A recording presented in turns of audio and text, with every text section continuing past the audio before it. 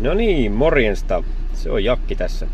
Hei, täältä löytyy Möttösen tarrat. Tämä on poliisiasia.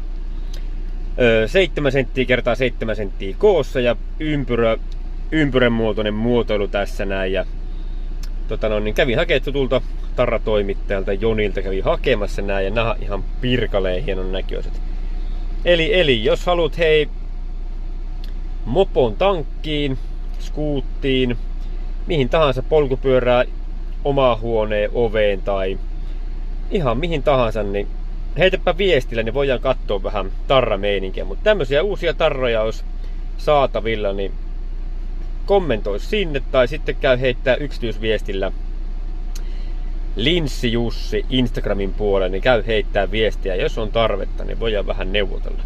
Mutta jos kiinnostaa, niin heitä viestillä. Tämmöisiä tarroja mun mielestä aika pirkaleen.